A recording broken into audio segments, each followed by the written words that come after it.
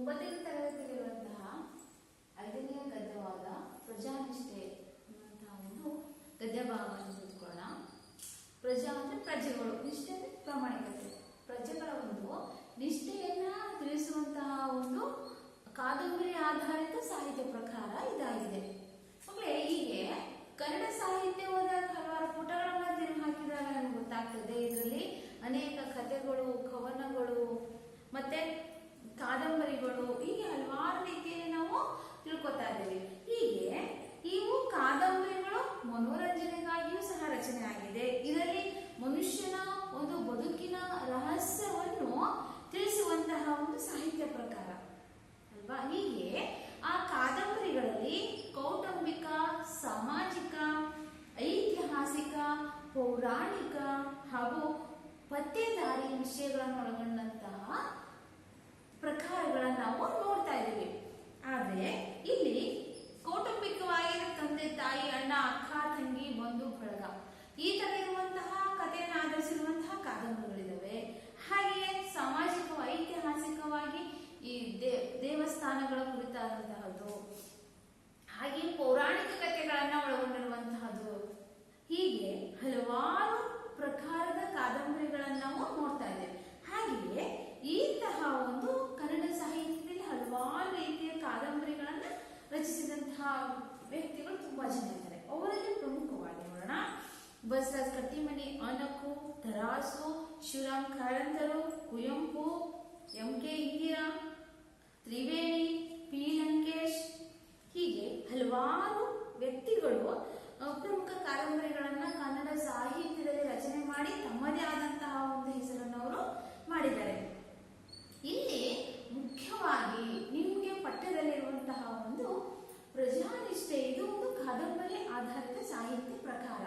ಇಲ್ಲಿ ಕವಿ ಸಾಶಿ ಉರುಳಯ್ಯರವರು ಇಲ್ಲಿ ಕಾದಂಬರಿಯಲ್ಲಿ ಏನ್ ಹೇಳ್ತಾರೆ, ನಾಟ್ಯ ಮಯೂರಿ ಅನ್ನುವಂತಹ ಒಂದು ಚಿಕ್ಕ ಕಿರು ಕಾದಂಬರಿಯನ್ನ ಆಧರಿಸಿ ಇತಿಹಾಸದ ಕುರಿತಾದಂತಹ ಒಂದು ಐತಿಹಾಸಿಕ ಕಾದಂಬರಿಯನ್ನ ಇಲ್ಲಿ ತಿಳಿಸ್ತಾ ಇದ್ದಾರೆ. ಏನಪ್ಪಾ ಅಂದ್ರೆ ಹೊಯ್ಸಳ ಸಾಮ್ರಾಜ್ಯದ ಬಗ್ಗೆ ಕೇಳಿದ್ದಾರೆ. ಹೊಯ್ಸಳ ಸಾಮ್ರಾಜ್ಯ ವಿಷ್ಣುವರ್ಧನ ಅಂತ ಕೇಳಿದ್ರು ಅಲ್ವಾ. ಆ ವಿಷ್ಣುವರ್ಧನ ಆ ರಾಜನ ಕುರಿತಾಗಿ, ಆ ಸಾಮ್ರಾಜ್ಯದ ಕುರಿತಾಗಿ ಪತ್ತೇದಾರಿ ಮಾಡುವಂತಹ ಒಂದು ವಿಷಯ ವಸ್ತು ಇಲ್ಲಿದೆ. ಹೀಗೆ ಹೊಯ್ಸಳ ಸಾಮ್ರಾಜ್ಯದ ಹೆಸರಾಂತ ದೊರೆಯಾಗಿರುವಂತಹ ವಿಷ್ಣುವರ್ಧನ ಹಾಗೂ ಆತನ ನಾಟ್ಯರಾಣಿ ಶಾಂತಲೆಯನ್ನ ಕುರಿತಾಗಿ ಇರುವಂತಹದ್ದು ಪ್ರಸ್ತುತ ಈ ಕಾದಂಬರಿಯ ಕಥಾವಸ್ತು. ಯಾರಪ್ಪ ಅಂದ್ರೆ ಹೊಯ್ಸಳ ಸಾಮ್ರಾಜ್ಯದ ದೊರೆ ವಿಷ್ಣುವರ್ಧನ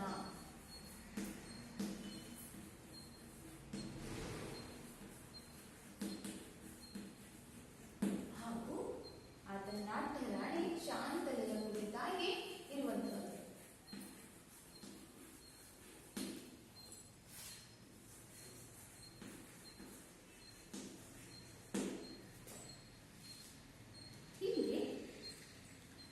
ಪ್ರಮುಖವಾಗಿ ಶಾಂತಲೆಯಾದವಳು ಪ್ರಜೆಗಳ ಒಂದು ಮೇಲೆ ಇಟ್ಟಿರುವಂತಹ ನಿಷ್ಠೆ, ಪ್ರಾಮಾಣಿಕತೆ, ಕಾಳಜಿಯನ್ನು ಪ್ರಸ್ತುತ ನಾವು ಈ ಪಾಠದಲ್ಲಿ ನೋಡಬಹುದು.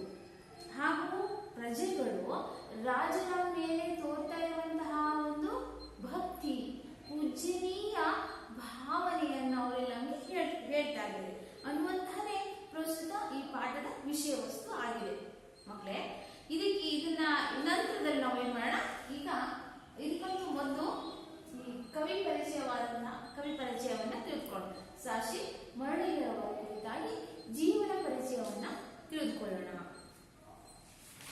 ಎಲ್ಲರೂ ಮಕ್ಕಳೇ ಪಠ್ಯಪುಸ್ತಕ ತಂದಿದ್ದೀರಲ್ವಾ? Page number 44. ಪೇಜ್ ನಂಬರ್ 44 ನೋಡೋಣ. ಸಾಶಿ ಮರುಳಯ್ಯರವರು ಶ್ರೀ ಸಾಸಲು ಶಿವರುದ್ರಯ್ಯ ಮರುಳಯ್ಯ ಇವರು ಕ್ರಿಸ್ತಶಕ 1931ರಲ್ಲಿ ತುಮಕೂರು ಜಿಲ್ಲೆಯ ಚಿಕ್ಕನಾಯಕನಹಳ್ಳಿ ತಾಲೂಕಿನ ಸಾಸಲು ಗ್ರಾಮದಲ್ಲಿ ಜನಿಸಿದರು. ಇವರ ತಂದೆ ಶಿವರುದ್ರಯ್ಯ, ತಾಯಿ ಸಿದ್ದಮ್ಮ. ಇವರು ಕ್ರಿಸ್ತಶಕ 1956ರಲ್ಲಿ ಮೈಸೂರು ವಿಶ್ವವಿದ್ಯಾನಿಲಯದಿಂದ ಕನ್ನಡ MA ಪದವಿಯನ್ನು ಮತ್ತು ಕ್ರಿಸ್ತಶಕ 1971ರಲ್ಲಿ ಕರ್ನಾಟಕ ವಿಶ್ವವಿದ್ಯಾನಿಲಯದಿಂದ ಕೆಳದಿಯ ಅರಸರು ಮತ್ತು ಕನ್ನಡ ಸಾಹಿತ್ಯ ಕುರಿತ ಮಹಾಪ್ರಬಂಧಕ್ಕೆ PhD ಪದವಿಯನ್ನು ಪಡೆದರು. ಕ್ರಿಸ್ತಶಕ 1995ರಿಂದ 1998ರವರೆಗೆ ಕನ್ನಡ ಸಾಹಿತ್ಯ ಪರಿಷತ್ತಿನ ಅಧ್ಯಕ್ಷರಾಗಿದ್ದರು. ರಾಜ್ಯ ಭಾಷಾ ಆಯೋಗದ ಸದಸ್ಯರಾಗಿಯೂ ಸೇವೆಯನ್ನು ಸಲ್ಲಿಸಿದರು. ಇವರು ಶಿವತಾಂಡವ, ಕೆಂಗನಕಲ್ಲು, ವಚನ ವೈಭವ, ನೆಲದ ಸೊಗಡು, ನಾಟ್ಯ ಮಯೂರಿ, ವಿಜಯ ವಾತಾಪಿ ಮೊದಲಾದ 90ಕ್ಕೂ ಹೆಚ್ಚು ಕೃತಿಗಳನ್ನು ರಚಿಸಿದ್ದಾರೆ. ಶ್ರೀಯುತರಿಗೆ ಕರ್ನಾಟಕ ರಾಜ್ಯೋತ್ಸವ ಪ್ರಶಸ್ತಿ, ಕರ್ನಾಟಕ ಸಾಹಿತ್ಯ ಅಕಾಡೆಮಿ ಪ್ರಶಸ್ತಿ ಹಾಗೂ ದೇವರಾಜ್ ಬಹದ್ದೂರ್ ಪ್ರಶಸ್ತಿಗಳನ್ನು ನೀಡಿ ಗೌರವಿಸಲಾಗಿದೆ. ಇವರು ದಿನಾಂಕ 5/2/2016ರಂದು ವಿಧಿವಶರಾದರು. ಪ್ರಕೃತ ಪ್ರಜಾನಿಷ್ಠೆ ಗದ್ಯ ಪಾಠವನ್ನು ಸಾಶಿ ಮುರಳಯ್ಯ ಅವರು ರಚಿಸಿರುವ ನಾಟ್ಯ ಮಯೂರಿ ಎಂಬ ಕೃತಿಯಿಂದ ಆಯ್ಕೆ ಮಾಡಿಕೊಳ್ಳಲಾಗಿದೆ. ಮಕ್ಕಳೇ, ಈಗ ಇನ್ನೊಂದು ಬಾರಿ ನಾವು ಕೈ ಪರಿಚಯವನ್ನು ತಿಳ್ಕೊಳ್ಳೋಣ. ಮೂಲ ಮುಖ್ಯ ಅಂಶಗಳನ್ನು ಅರ್ಥೈಸಿಕೊಳ್ಳೋಣ. ಇವರು ಸಾಶಿ ಮುರಳಯ್ಯ ಕವಿಯು 1931ರಲ್ಲಿ ತುಮಕೂರು ಜಿಲ್ಲೆಯ ಚಿಕ್ಕನಾಯಕನಹಳ್ಳಿ ತಾಲೂಕಿನ ಸಾಸಲು ಎನ್ನುವಂತಹ ಒಂದು ಗ್ರಾಮದಲ್ಲಿ ಜನಿಸಿದರು. ಇವರು 1931 ತುಮಕೂರು ಜಿಲ್ಲೆಯ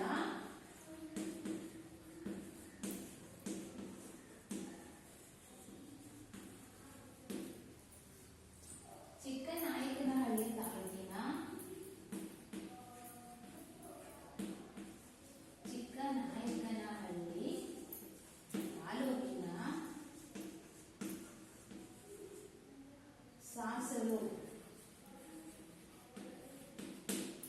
ಸಾಸಲು ಎಂಬ ಊರಿನಲ್ಲಿ ಜನಿಸಿದರು.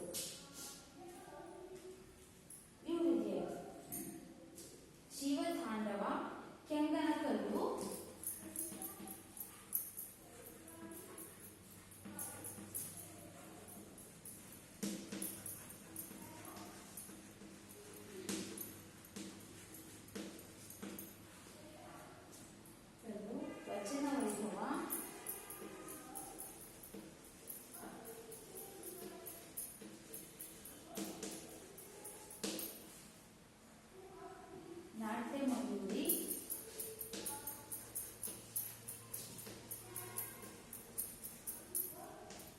ವಚನ ವೈಭವ, ನಾಟ್ಯ ಮಯೂರಿ, ಎನ್ನುವಂತಹ ಕೃತಿಗಳನ್ನು ರಚಿಸಿದ್ದಾರೆ.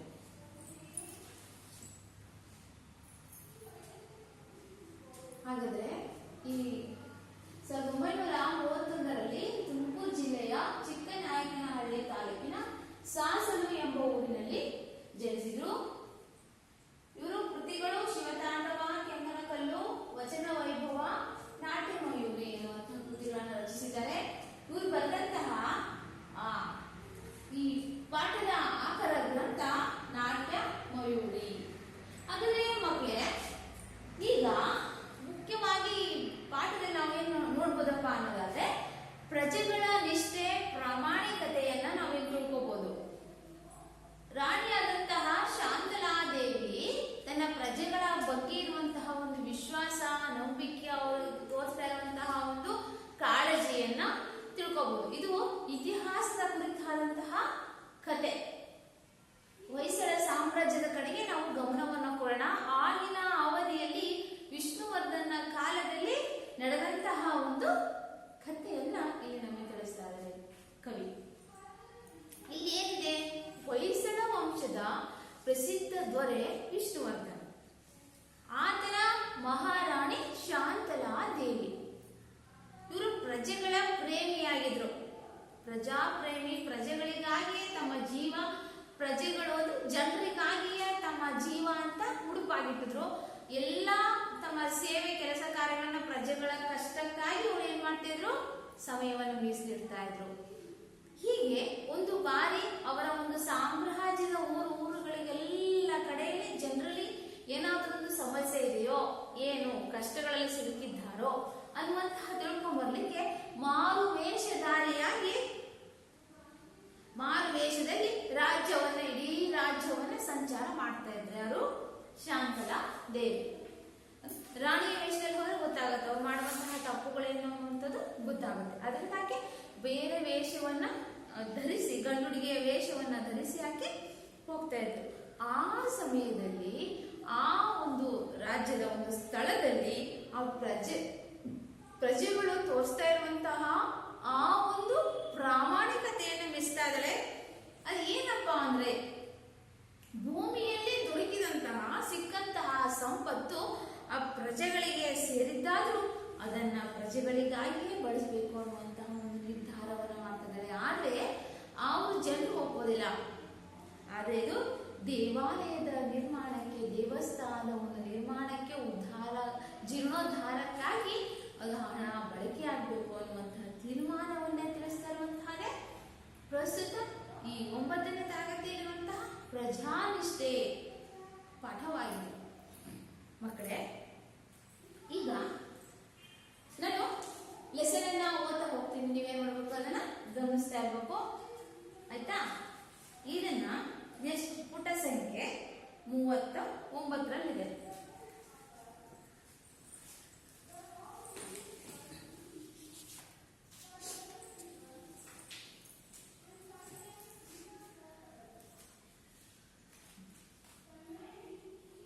ಹೊಯ್ಸಳ ಸಾಮ್ರಾಜ್ಯದ ಪ್ರಗತಿಯನ್ನು ಕಂಡ ಪರರಾಜರ ಕಣ್ಣುಗಳು ಕಿಸುರಾದವು.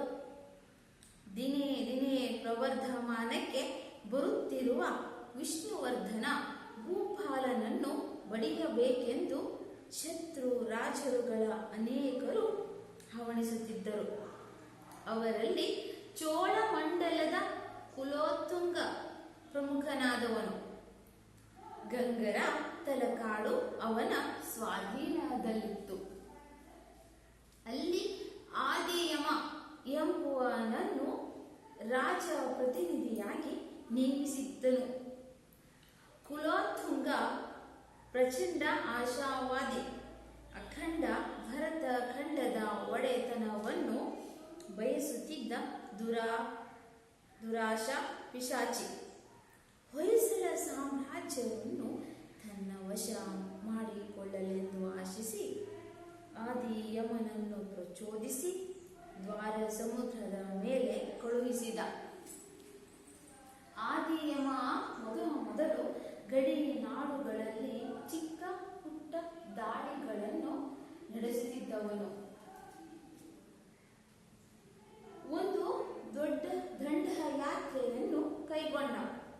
ಇದನ್ನು ಗುಪ್ತಚಾರರಿಂದ ತಿಳಿದ ಹೊಯ್ಸಳೇಶ್ವರನು ಸಕಲ ಸೇನಾ ಸಮೇತನಾಗಿ ಯುದ್ಧಕ್ಕೆ ಸನ್ನದ್ಧನಾಗಲೇಬೇಕಾಯಿತು.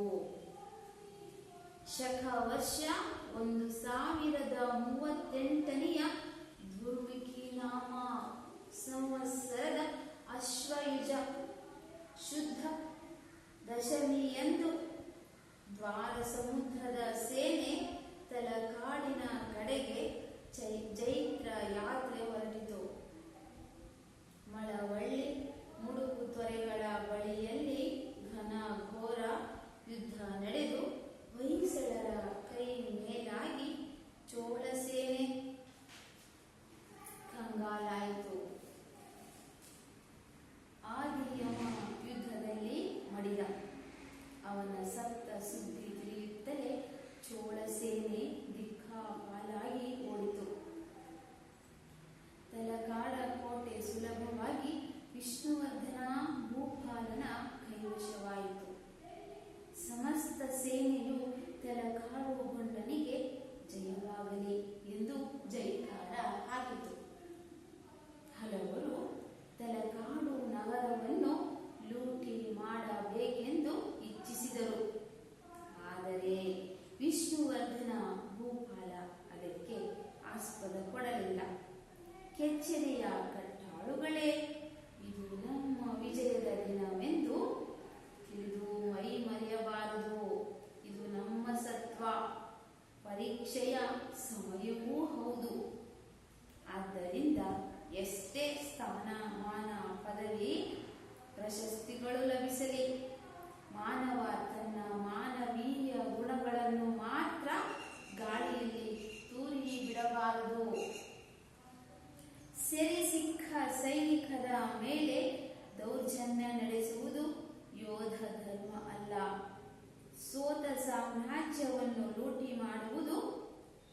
ಧರ್ಮವಲ್ಲ.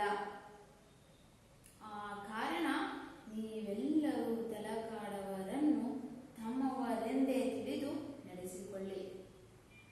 ಅವರ ಮನೋಭೀತಿಯನ್ನು ದೂರ ಮಾಡಿ ಶಾಂತಿ ಸ್ಥಾಪನೆ ಮಾಡಿ 4 ದಿನಗಳಾದ ಮೇಲೆ ರಾಜಧಾನಿಗೆ ಹಿಂದಿರುಗೋಣ.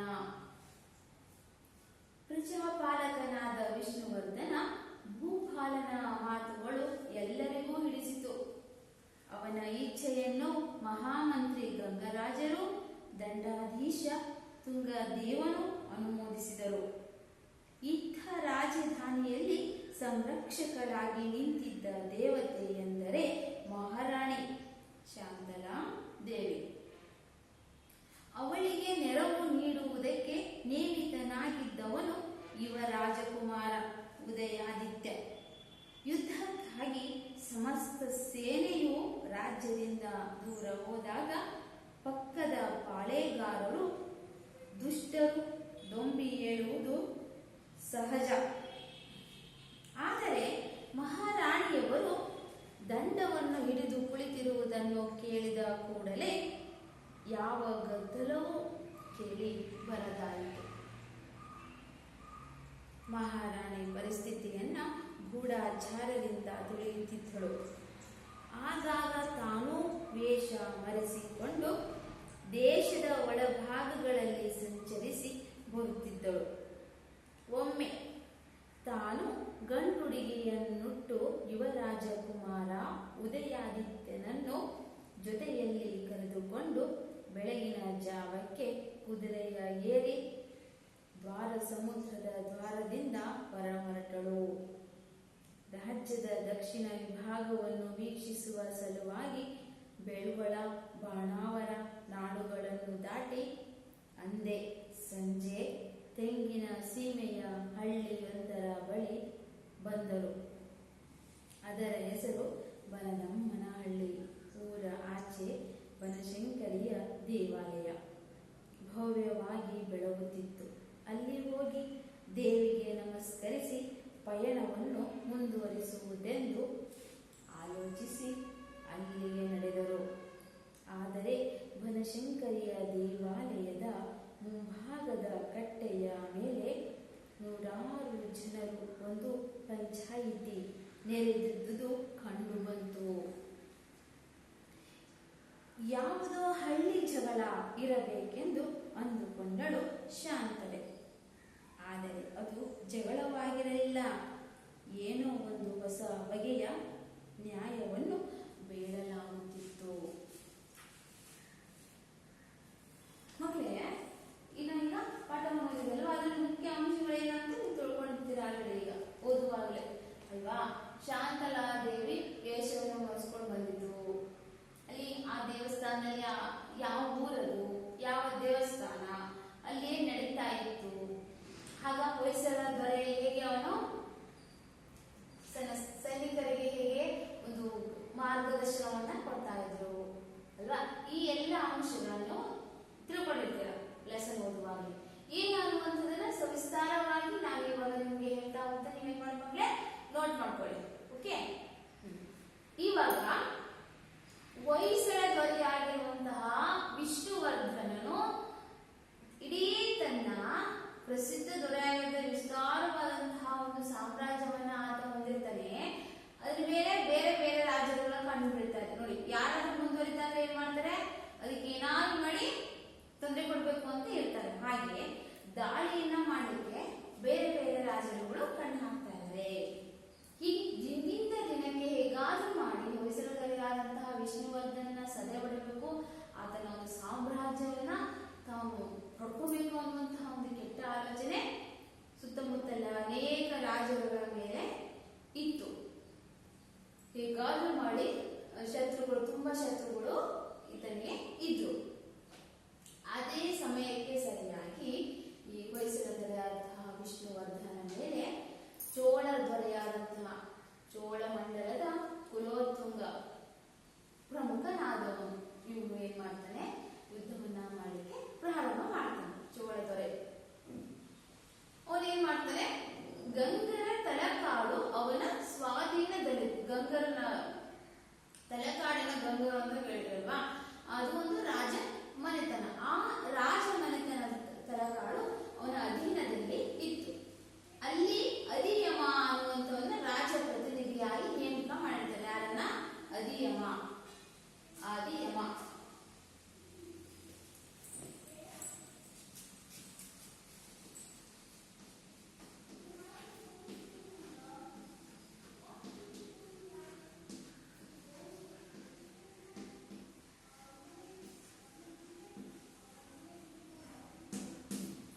ರಾಜ ಪ್ರತಿನಿಧಿಯಾಗಿ ಅವನನ್ನ ನೇಮಕ ಮಾಡಿರ್ತಾರೆ.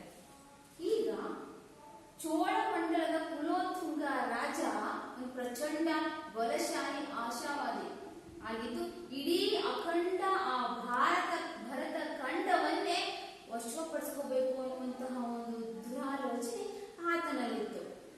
ಆಗ ಆದಿಯವನನ್ನ ಪ್ರಚೋದಿಸಿ, ಈ ರಾಜ ಪ್ರತಿನಿಧಿಯಾದಂತ ಆದಿ ಪ್ರಚೋದಿಸಿ ಹೇಳ್ತಾನೆ, ನೀನು ಹೇಗಾದ್ರೂ ಮಾಡಿ ಅವನು ಹೋಗಿ ನೀನು ಮಾತಾಡಿ ಯುದ್ಧವನ್ನ ಮಾಡೋಣ, ಇಷ್ಟು ಸಾಮ್ರಾಜ್ಯವನ್ನು ನಾವಿಬ್ಬರೇ ಮಾಡೋಣ, ಪಡ್ಕೊಳ್ಳೋಣ ಅಂತ ಒಂದು ಪ್ರಚೋದನೆಯನ್ನ ಕೊಟ್ಟು ಅದರಲ್ಲಿ ಆಸೆಯಿಂದ ದುರಾಲೋಚನೆಯನ್ನ ತುಂಬಿ ಅವನಲ್ಲಿ ದ್ವಾರ ಸಮುದ್ರದ ಮೇಲೆ ದಾಳಿಯನ್ನ ಮಾಡಿ ಕಳಿಸ್ತಾರೆ. ದ್ವಾರ ಸಮುದ್ರದಲ್ಲಿ ಯಾರಿದ್ರು ಮಕ್ಕಳೇ?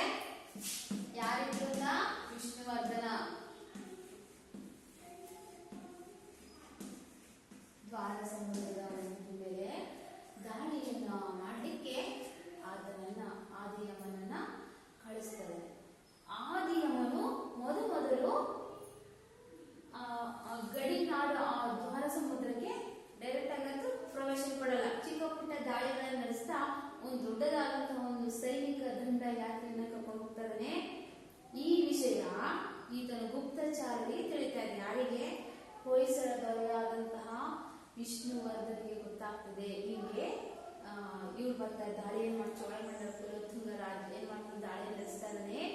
ಆದಿಯಮ ನಮ್ಮ ದ್ವಾರ ಸಮುದ್ರದ ಕಡೆಗೆ ಕಳಿಸ್ತಾ ಇದ್ದಾರೆ. ಇವರು ಯುದ್ಧವನ್ನ ಮಾಡಲಿಕ್ಕೆ ಬರ್ತಾ, ವಶಪಡಿಸಿಕೊಳ್ಳಿಕ್ಕೆ ನಮ್ಮ ರಾಜಧಾನಿ ಬರ್ತಾ ಇದ್ದಾರೆ ಎನ್ನುವಂತಹ ವಿಚಾರ ಗುಪ್ತಚಾರದಿಂದ ಆ ವಿಷ್ಣುವರ್ಧನಿಗೆ ಗೊತ್ತಾಗ್ತದೆ. ಆಗ ಸಕಲ ಸಿದ್ಧತೆಯನ್ನ ಮಾಡಿಕೊಂಡು ಸೈನಿಕ ವ್ಯವಸ್ಥೆ, ಕಾಲ, ಕುದುರೆದಳ, ಅಶ್ವದಳ, ಹೀಗೆ ಎಲ್ಲಾ ತರಹದ ಸೈನಿಕ ವ್ಯವಸ್ಥೆಯನ್ನ ಸಿದ್ಧತೆ ಮಾಡ್ಕೊತಾದರೆ ವಿಷ್ಣುವರ್ಧನ.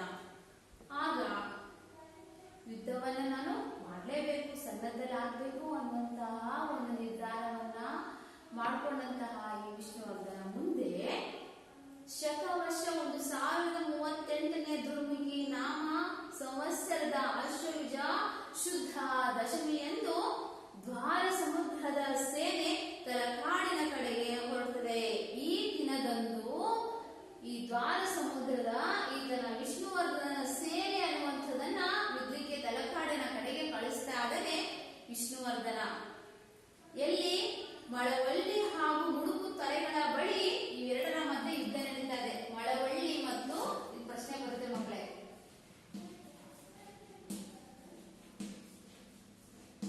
ಮಳವಳ್ಳಿ ಮತ್ತು ಮುಡುಕುತೊರೆ ಒಂದೊಂದು ಪ್ರಶ್ನೆ.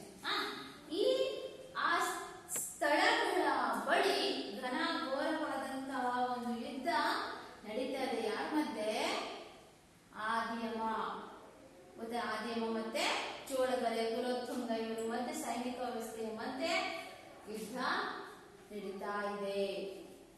ಆಗ ಹೊಯ್ಸಳರ ಕೈ ಮೇಲಾಗಿ, ಅಂದ್ರೆ ಹೊಯ್ಸಳರೇ ಗೆಲ್ತಾ ಇದ್ದಾರೆ. ಹಾಗೆ ಚೋಳ ಸೇನೆ ಕಂಗಾಲಾಯಿತು. ಚೋಳ ಸೇನೆ ದಿಕ್ಕಾಪಾಲಾಗಿ ಹೋಯಿತು. ಇವರ ಸೇನೆ ಚೆನ್ನಾಗಿ ಹೋರಾಟವನ್ನ ಮಾಡಿ ಗೆಲ್ತಾ ಇದ್ದಾರೆ. ಹಲವಾರು ಜನರು ಆದಿಯಮ ಯುದ್ಧದಲ್ಲಿ ಮರಣವನ್ನ ಹೊಂದ್ತಾ ಇದ್ದಾರೆ. ಆದಿಯಮ ಈ ಯುದ್ಧದಲ್ಲಿ ಮರಣವನ್ನು ಹೊಂದುತ್ತಾನೆ. ಆಗ ಅವನು ಸತ್ತ ಅನ್ನುವಂತಹ ಸುದ್ದಿಯನ್ನ ತಿಳಿದಂತಹ ಆ ಚೋಳ ಸೇನೆಯಲ್ಲಿರುವಂತಹ ಅನೇಕ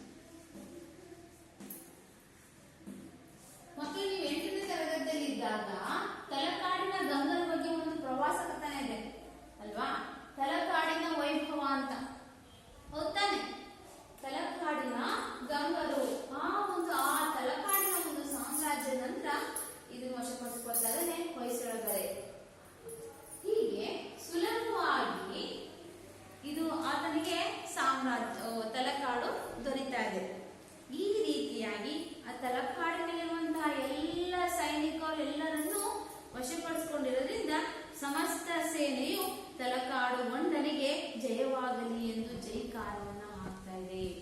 ಹಾಗಾದ್ರೆ ರಾಜ ಯಾರಾಗ್ತಾನೆ ಈಗ? ಹೊಯ್ಸಳನ ಸಂಪೂರ್ಣವಾಗಿ ವಶಪಡಿಸ್ಕೊಳ್ತಾ ಇದ್ದಾನೆ. ಹೀಗೆ ಜೈಕಾರವನ್ನ ಹಾಕಿದಂತಹ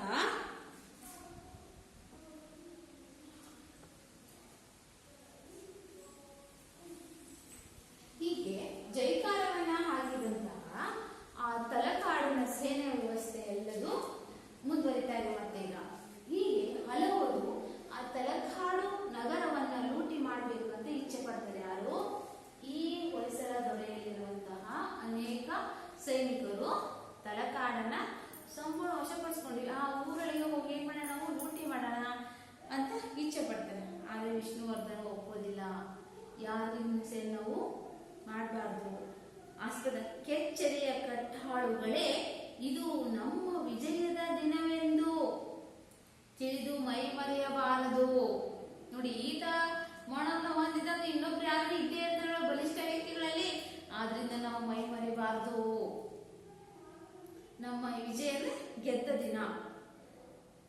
ಇದು ನಮ್ಮ ಸತ್ವ ಪರೀಕ್ಷೆ, ಸತ್ಯದ ಪರೀಕ್ಷೆಯೂ ಹೌದು. ಆದ್ದರಿಂದ ಎಷ್ಟೇ ಸ್ಥಾನ, ಮಾನ, ಪದವಿ, ಪ್ರಶಸ್ತಿಗಳು ಲಭಿಸಲಿ, ಮಾನವ ತನಗೆ ಇರುವಂತಹ ಆ ಮಾನವೀಯ ಗುಣಗಳನ್ನು ಗಾಳಿಯಲ್ಲಿ ತೂರಿ ಬಿಡಬಾರದು. ಮಾನವೀಯ ಗುಣಗಳಂದ್ರೆ ಮಕ್ಕಳೇ ಏನು? ಸಹಾಯ, ಸಹಕಾರ, ತಾಳ್ಮೆ, ಒಬ್ಬರನ್ನು ನೋಡಿ ಅನುಕಂಪ, ಸಹಾಯ, ಹೀಗೆ ಇರುವಂತಹದ್ದು. ಈ ರೀತಿಯಲ್ಲಿ ಗಾಳಿಯಲ್ಲಿ ತುರ್ಬಿಡ್ಬೇಡ್ರೆ ಅದನ್ನ ಬಿಡ್ಬೇಡಿ. ಮಾನವೀಯತೆ ಅನ್ನುವಂತ ನಿಮ್ಮಲ್ಲಿ ಇರಬೇಕು. ನೋಡಿ, ಗಾಳಿಯಲ್ಲಿ ತುರ್ಬಿಡಿದ್ರೆ ಹಾಕೊಂಡು ಹೋಗ್ಬಿಡುತ್ತಲ್ವ, ಅದಿರುತ್ತಾ? ಹಾಗೆ ನಿಮ್ಮಲ್ಲಿ ಇರುವಂತಹ ಮಾನವೀಯತೆ ಗುಣ ಹೋಗ್ಬಾರ್ದು, ನಿಮ್ಮಲ್ಲಿಯೇ ಇರ್ಬೇಕದು ಅನ್ನುವಂತಹ ಅರ್ಥ ಬರುತ್ತೆ. ಸೆರೆ ಸಿಕ್ಕ ಸೈನಿಕರ ಮೇಲೆ ದೌರ್ಜನ್ಯ ನಡೆಸುವುದು ಯೋಧ ಧರ್ಮ ಅಲ್ಲ.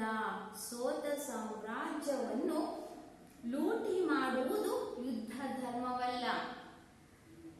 ನೋಡಿ ಮಕ್ಕಳೇ, ಸೈನಿಕರು ಎಲ್ಲರೂ ನಮಗೆ ಸಿಕ್ಕಿದ್ದಾರೆ, ಸಾಮ್ರಾಜ್ಯ ಸಿಕ್ಕಿದೆ, ಸಿಕ್ಕು ಮತ್ತೆ ಯಾಕೆ ನಾವು ಲೂಟಿ ಮಾಡಬೇಕು? ಅದೆಲ್ಲವೂ ನಮ್ಮದೇ ಸಾಮ್ರಾಜ್ಯ. ಲೂಟಿಯನ್ನು ಮಾಡುವುದು ನಿಜವಾದ ಧರ್ಮ ಅಲ್ಲ. ಆ ಕಾರಣ ನೀವೆಲ್ಲರೂ ತಲಕಾಡವರನ್ನು ತಮ್ಮವರೆಂದ ತಿಳಿದು ನಡೆಸಿಕೊಳ್ಳಿ. ಆದ್ದರಿಂದ ತಲಕಾಡಿನಲ್ಲಿರುವಂತಹ ಎಲ್ಲ ಪ್ರಜೆಗಳು, ಜನರು ಎಲ್ಲರನ್ನು ನಮ್ಮವರೇ ಅಂದು ತಿಳಿದು ನೀವು ಅವ್ರ ಜೊತೆ ನಡ್ಕೊಳ್ಳಿರಿ. ಅವರ ಮನೋಭೀತಿಯನ್ನು, ಅವರಲ್ಲಿ ಒಂದು ಭಯ ಇದೆ. ನೋಡಪ್ಪ, ನಮ್ಮ ಗಂಗಾ ದೊರೆ, ನಮ್ಮ ಆಳ್ವಿಕೆ ಮಾಡುವಂತಹ ದೊರೆ ಇದರಲ್ಲಿ ಮರಣವನ್ನ ಹೊಂದಿದ್ರು, ಇವ್ರು ಮತ್ತೆ ನಮಗೇನೋ ಶಿಕ್ಷೆ ಕೊಡ್ತಾರೋ, ಪ್ರಾಣ ಭಯ ಇದೆ ಅನ್ನುವಂಥದ್ದು ಅವರಲ್ಲಿ ಇರುತ್ತೆ. ಆ ಪ್ರಾಣ ಭಯವನ್ನ ನೀವೇನ್ ಮಾಡಿ?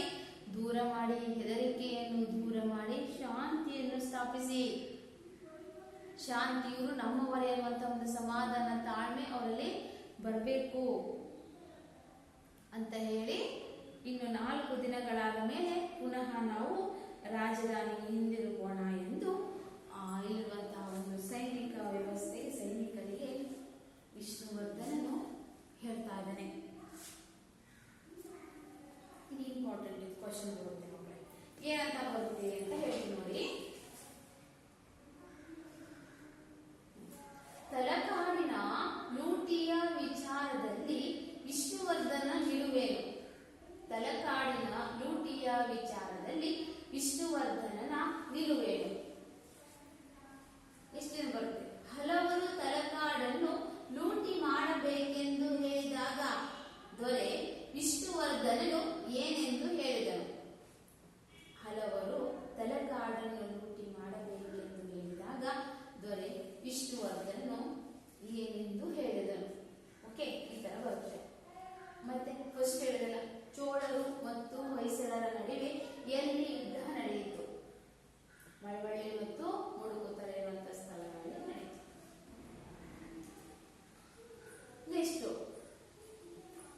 ಸಾಮ್ರಾಟನು ರಾಜಧಾನಿಯಲ್ಲಿ ಇಲ್ಲದಿದ್ದಾಗ ರಾಜ್ಯದ ಸಂರಕ್ಷಕರಾಗಿ ನಿಂತಿದ್ದವರು ಯಾರು? ಇದೆಷ್ಟು ಬರುತ್ತೆ? ಎಷ್ಟು? ಈಗ ಆ ನಂತರ ತಲಕಾಡನ್ನ ಸಂಪೂರ್ಣವಾಗಿ ವಶಪಡಿಸಿಕೊಂಡಂತಹ ವಿಷ್ಣುವರ್ಧನ್ ಎಷ್ಟು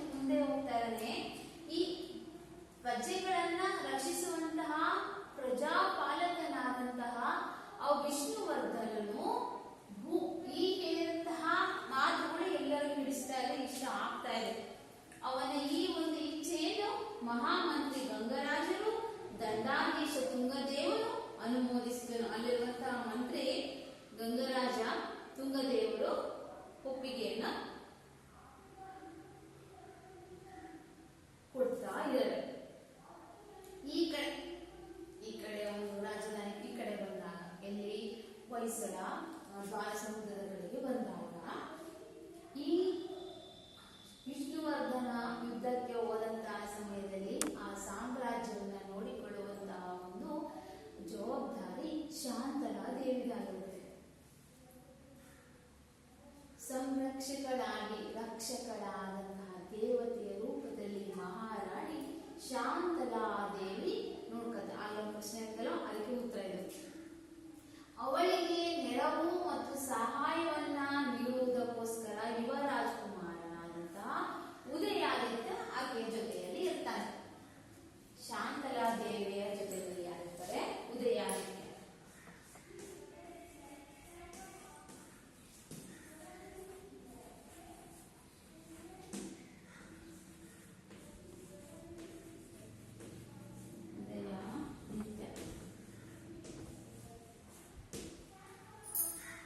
ಇವರಿಬ್ಬರ ಒಂದು ಜವಾಬ್ದಾರಿ ಇರುತ್ತೆ.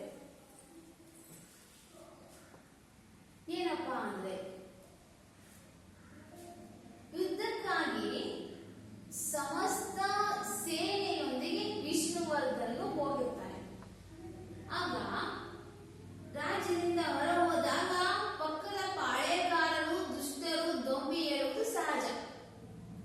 ಈ ಅರಮನೆಯಲ್ಲಿ ರಾಜ ಇಲ್ಲ, ಸೈನಿಕರು ಎಲ್ಲರೂ ಏನಾಗಿದೆ ಯುದ್ಧಕ್ಕಾಗಿ ಹೋಗಿದ್ದಾರೆ. ಆಗದಲ್ಲಿ ನಿಶಬ್ದ.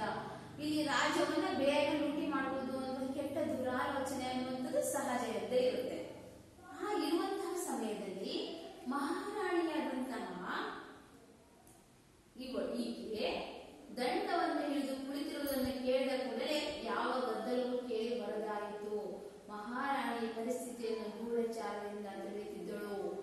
ಒಂದು ಗೂಢಚಾರನ್ನ ಕಳಿಸ್ತಾ ಇದ್ದು ಅವರು ಆಗಾಗ ವೇಷವನ್ನ ಮಾಡಿಸ್ಕೊಂಡು ಬದಲಾಯಿಸಿಕೊಂಡು ಅಲ್ಲಿ ಇರುವಂತಹ ಆ ಒಂದು ಸಾಮ್ರಾಜ್ಯದಲ್ಲಿ ಆ ಊರುಗಳಲ್ಲಿ ನಡೀತಾ ಇರುವಂತಹ ಅನೇಕ ಅನ್ಯಾಯಗಳು ನ್ಯಾಯಗಳ ಬಗ್ಗೆ ವಿಷಯವನ್ನು ಅವರು ತಿಳಿಸ್ತಾ ಇದ್ರು. ಒಂದಿನ ಏನಾಗಪ್ಪ ಅಂದ್ರೆ ಗಂಡು ಹುಡುಗಿಯ ವೇಷವನ್ನ ಧರಿಸಿ, ಗಂಡು ಮಕ್ಕಳ ಒಂದು ವೇಷವನ್ನ ತಲೆಗೆ ಪೇಟ ಕಚ್ಚೆ ಪಂಜೆ ಶರ್ಟ್ ಅನ್ನ ಧರಿಸಿ ಆಕೆ ಏನ್ ಮಾಡ್ತಾಳೆ ವೇಷವನ್ನ ಬದಲಾಯಿಸಿಕೊಂಡು ಉದಯಾದಿತ್ಯನ ಜೊತೆಯಲ್ಲಿ ಬೆಳಗಿನ ಒಂದು ಅವಧಿಯಲ್ಲಿ ಕುದುರೆಯನ್ನು ಏರಿ ದ್ವಾರ ಸಮುದ್ರದಿಂದ ಹೊರಟಾಳೆ. ಇಲ್ಲಿಯೇ ಸಾಮ್ರಾಜ್ಯದಲ್ಲಿರುವಂತಹ ಅನೇಕ ಪ್ರಜೆಗಳಲ್ಲಿ ನಡೆದಿರುವಂತಹ ವಿಚಾರ ತಿಳ್ಕೊಂಬರೋಣ ಅಂತ ಏನ್ ಮಾಡ್ತಿದ್ದಾಳೆ ಶಾಂತಲಾ ದೇವಿ ವೇಷವನ್ನ ಮಾಡಿಸಿಕೊಂಡು ಯುವ ರಾಜಕುಮಾರನಂತಹ ಉದಯಾದಿತ್ಯನ ಜೊತೆಯಲ್ಲಿ ಹೋಗ್ತಾ ಇದ್ದಾಳೆ. ಆಗ ದಕ್ಷಿಣ ವಿಭಾಗವನ್ನು ವೀಕ್ಷಿಸುವ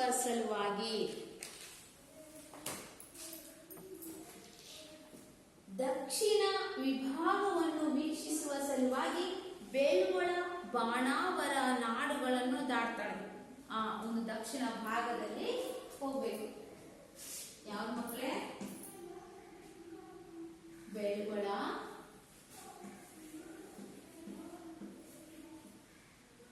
ಬಾಣಾವರ.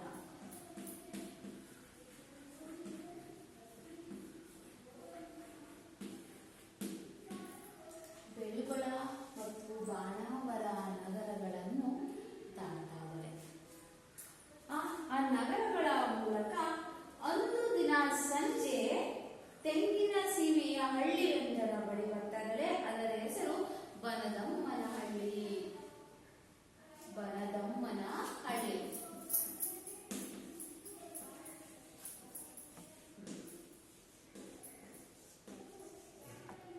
ಬನದಮ್ಮನ ಹಳ್ಳಿ.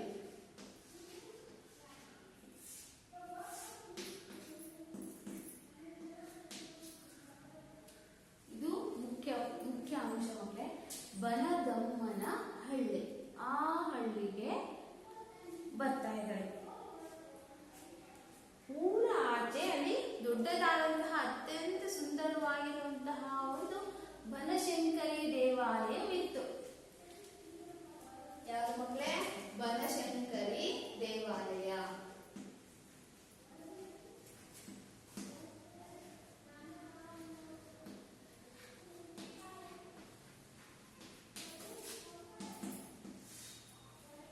ಬನಶಂಕರಿ ದೇವಾಲಯ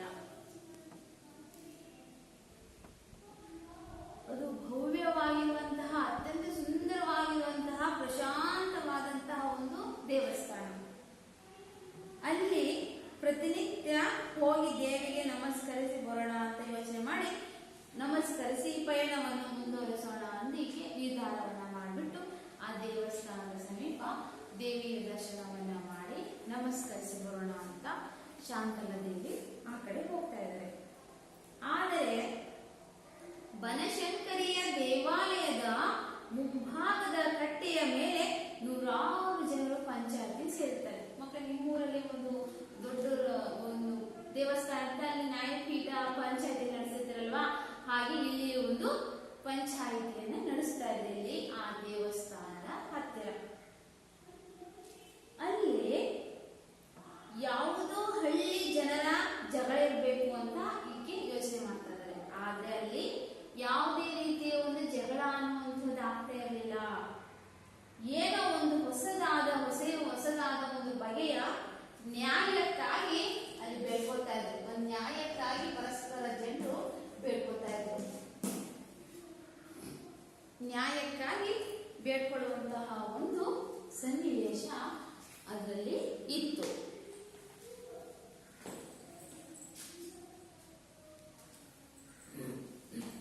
ಹೀಗೆ ಆ ಬನಶಂಕರಿ ದೇವಾಲಯಕ್ಕೆ ಅಲ್ಲಿಯ ಜನರು ಸೇರಿದ್ರು. ಶಾಂತಲಾ ದೇವಿ ಆ ದೇವಸ್ಥಾನ ಸಮೀಪ ಹೋಗಿ ದೇವಿ ಒಂದು ದರ್ಶನವನ್ನ ಕೈ ಮುಗಿದು ಬರೋಣ ಅಂತ ಹೋಗೋಣ ಅಂತ ದೇವಸ್ಥಾನಕ್ಕೆ ಪ್ರವೇಶ ಕೊಡ್ತಾ ಇದ್ದಾರೆ. ಆದ್ರೆ ಅಲ್ಲಿ ನೋಡಿದಾಗ ಆ ದೇವಸ್ಥಾನದಲ್ಲಿ ಒಂದು ನ್ಯಾಯ ತೀರ್ಮಾನ ಅನ್ನುವಂಥದ್ದು ನಡೀತಾ ಇತ್ತು. ಅಲ್ಲಿ ಯಾವುದೇ ರೀತಿಯ ಜಗಳ ಅನ್ನುವಂಥದ್ದು ನಡೀತಾ ಇರಲಿಲ್ಲ. ನೋಡಿ, ಇಲ್ಲಿ ಈ ಚಿತ್ರ ತೋರಿಸ್ತಾರೆ ಮಕ್ಕಳೇ, ಭಾವಚಿತ್ರ ನಮಗೆ ಇಲ್ಲಿದೆ ಅಲ್ವಾ, ಈ ಭಾವಚಿತ್ರ ನೋಡಿ. ಇಲ್ಲಿ ಈ ಕಡೆ ಶಾಂತಲಾ ದೇವಿ ಮತ್ತು ಉದಯಾದಿತ್ಯ ವೇಷವನ್ನು ಮರೆಸ್ಕೊಂಡು ಇಲ್ಲಿ ಬಂದಿದ್ದಾರೆ. ಆ ಕಡೆ ಕಾಣ್ತಿದ್ದಾರೆ ಅದು ಬನಶಂಕರಿ ದೇವಾಲಯ. ಓಕೆ, ಇಲ್ಲಿ ಒಂದಿದೆ ನ್ಯಾಯ ತೀರ್ಮಾನ ಮಾತನಾಡ್ತಾ ಇದ್ದಾರೆ. ಅವ್ರಿಗೇನು ಗೊತ್ತಾಗ್ತಾ ಇಲ್ಲ, ದೂರದಿಂದಲೇ ನೋಡಿ ಏನೋ ಜಗಳ ಮಾಡ್ತಿರ್ಬೋದು ಅನ್ಕೋತಾರೆ. ಆದ್ರಲ್ಲಿ ಜಗಳ ನಡೀತಾ ಇರಲಿಲ್ಲ. ಅದು ನ್ಯಾಯಕ್ಕಾಗಿ ಪರಸ್ಪರ ಇಬ್ಬರಲ್ಲಿ ಮಾತುಕತೆ ನಡೀತಾ ಇದೆ. ನೋಡಿ, ಇಬ್ಬರಿದ್ದಾರೆ ನೋಡಿ. ಆ ಕಡೆ ಚಿತ್ರದಲ್ಲಿ ಒಬ್ಬ ಧರ್ಮಾಧಿಕರಣ ಇದ್ದಾನೆ, ಮುಖ್ಯಸ್ಥ ನೋಡಿ. ಆ ಕಡೆ ಸುತ್ತಲೂ ಆ ಊರಿನ ಜನರೆಲ್ಲ ಸೇರಿದ್ದಾರೆ. ಮಕ್ಕಳೇ ಕಾಣಿಸ್ತಾ ಇದೆ ಅಲ್ವಾ? ಮಕ್ಳು ಕಾಣಿಸ್ತಾ ಇದೆ ಅಲ್ವಾ? ನೋಡಿ, ಅಲ್ಲಿ ಏನೋ ಒಂದಿದೆ ಅನ್ಸುತ್ತಲ್ಲಿ. ಅಲ್ಲಿ ಒಂದು ದೊಡ್ಡದಾದಂತಹ ಒಂದು ಪಾತ್ರೆ ಇದೆ, ದೊಡ್ಡದಾದಂತಹದ್ದು. ಅದರಲ್ಲಿ ಏನೋ ಇದೆ, ಅಲ್ಲಿ ಬೆಲೆ ಬಾಳುವಂತಹ ಒಂದು ವಸ್ತುಗಳಿದೆ, ಸಂಪತ್ತು ಐಶ್ವರ್ಯ ಇದೆ. ಇದ್ರ ಕುರಿತಾಗಿ ಅವರೆಲ್ಲರ ಮಧ್ಯೆ ಒಂದು ಚರ್ಚೆ ನಡೀತಾ ಇದೆ ಅಲ್ವಾ ಮಕ್ಕಳೇ? ಏನಿರ್ಬೋದು ಅದು ಅನ್ನುವಂಥದ್ದನ್ನು ನಾವೇನು ಮಾಡೋಣ, ಆ ಜನಸಮೂಹ ಯಾರಿಗೂ ಕಾಣಿಸದಂತೆ ಒಂದು ದೊಡ್ಡದಾದಂತಹ ಹಿಪ್ಪೆಯ ಮರದ ಮರೆಯಲ್ಲಿ ನಿಂತು ಏನು ಮಾಡ್ತಿದ್ದಾರೆ, ಒಂದು ಶಾಂತಲೆ ಹಾಗೂ ಉದಯಾದಿತ್ಯ ಇವರಿಬ್ಬರು ಇದ್ದಾರಲ್ವಾ, ಇಲ್ಲಿ ಮರದ ಹಿಂದೆಗಡೆ ನಿಂತ್ಕೊಂಡು ಏನು ಮಾಡ್ತಿದ್ದಾರೆ, ಅವರು ಮಾತನಾಡುವಂತಹ ವಿಚಾರಣೆಯನ್ನು ಆಲಿಸ್ತಾ ಇದ್ದಾರೆ ಮಕ್ಕಳೇ. ಹಾಗಾದ್ರೆ ಮಕ್ಕಳೇ, ನಾವು ಮುಂದಿನ ತರಗತಿಯಲ್ಲಿ ನೋಡೋಣ ಏನಪ್ಪಾ ಅಂದ್ರೆ, ಆ ಬನದಮ್ಮನ ಹಳ್ಳಿಯಲ್ಲಿರುವಂತಹ ಒಂದು ಬನಶಂಕರಿ ದೇವಸ್ಥಾನದ ಒಂದು ಇದರಲ್ಲಿ ಏನು ನ್ಯಾಯ ತೀರ್ಮಾನ ನಡೀತಾ ಇತ್ತು, ಏನ್ ಮಾತಾಡ್ತಾ ಇದ್ರು, ಅವರಿಬ್ಬರ ಮಧ್ಯೆ ವ್ಯಕ್ತಿಗಳು ಆಗಲೇ ಭಾವಚಿತ್ರ ತೋರಿಸಿದ್ರು, ಆ ವ್ಯಕ್ತಿಗಳ ಮಧ್ಯೆ ಏನ್ ಸಂಭಾಷಣೆ ನಡೀತಾ ಇತ್ತು ಅನ್ನುವಂಥದ್ದನ್ನ ನಾವು ತಿಳ್ಕೊಳ್ಳೋಣ. ಈ ದಿನ ಹೊಯ್ಸಳ ದೊರೆಯಾಗಿರುವಂತಹ ಆ ವಿಷ್ಣುವರ್ಧನ ದಾಳಿ ಮಾಡಿಬಿಟ್ಟು ತಲಕಾಡನ್ನ ಸಂಪೂರ್ಣ ವಶಪಡಿಸ್ಕೊತಾ ಇದ್ದಾನೆ. ಅವನ ಒಂದು ಉತ್ತಮವಾದಂತಹ ಅಂಶ ಏನಪ್ಪಾ ಅಂದ್ರೆ, ಅವರ ಒಂದು ಸೈನಿಕ ವ್ಯವಸ್ಥೆಗೆ ಹೇಳುವಂತಹ ಒಂದು ಮಾತನ್ನು ತಿಳ್ಕೊಂಡಿವಿ. ಅದಾದ ನಂತರ ವಿಷ್ಣುವರ್ಧನ ದೊರೆ ಯುದ್ಧಕ್ಕೆ ಹೋದಾಗ ಆ ಸಾಮ್ರಾಜ್ಯದ ಒಂದು ರಕ್ಷಣೆಗಾಗಿ ಶಾಂತಲೆ ಹಾಗೂ ಉದಯಾದಿತ್ಯ ಇಬ್ಬರು ಇರ್ತಾರೆ ಅನ್ನುವಂತಹ ಮುಖ್ಯ ಅಂಶ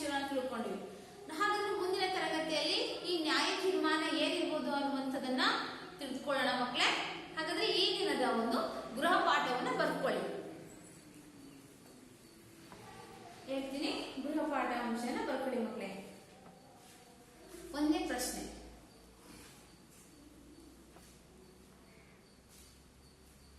ಚೋಳರು ಮತ್ತು ಹೊಯ್ಸಳರ ನಡುವೆ ಎಲ್ಲಿ ಯುದ್ಧ ನಡೆಯಿತು? ಗೃಹಪಾಠ, ಚೋಳರು ಮತ್ತು ಹೊಯ್ಸಳರ ನಡುವೆ ಎಲ್ಲಿ ಯುದ್ಧ ನಡೆಯಿತು?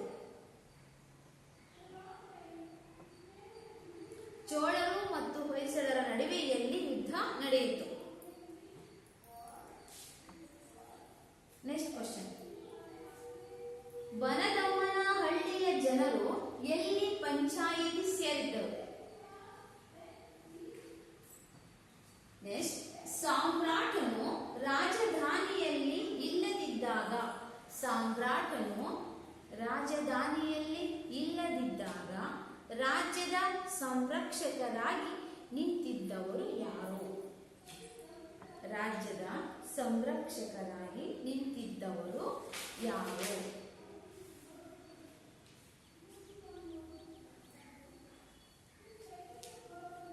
ನೆಕ್ಸ್ಟ್, ತಲಕಾಡಿನ ಲೂಟಿಯ ವಿಚಾರದಲ್ಲಿ, ತಲಕಾಡಿನ ಲೂಟಿಯ ವಿಚಾರದಲ್ಲಿ, ತಲಕಾಡಿನ ಲೂಟಿಯ ವಿಚಾರದಲ್ಲಿ ವಿಷ್ಣುವರ್ಧನನ ನಿಲುವೇನು? ತಲಕಾಡಿನ ಲೂಟಿಯ ವಿಚಾರದಲ್ಲಿ ವಿಷ್ಣುವರ್ಧನನ ನಿಲುವೇನು?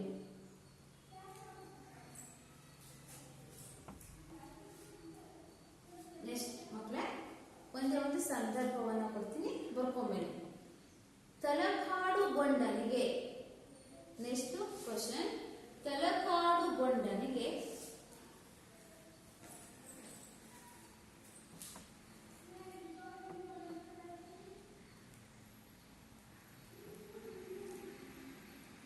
ತಲಕಾಡುಗೊಂಡನಿಗೆ ಜಯವಾಗಲಿ. ತಲಕಾಡುಗೊಂಡನಿಗೆ ಜಯವಾಗಲಿ.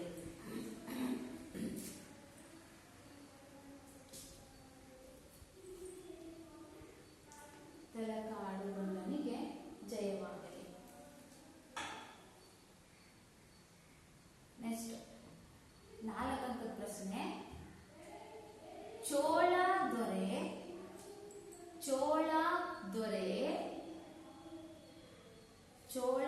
ದೊರೆ ಕುಲೋತ್ತುಂಗನು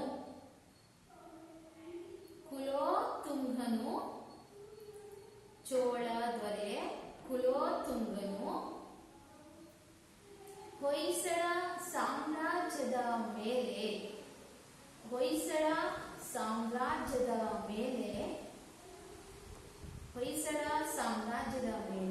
ಯುದ್ಧ ಸಾರಲು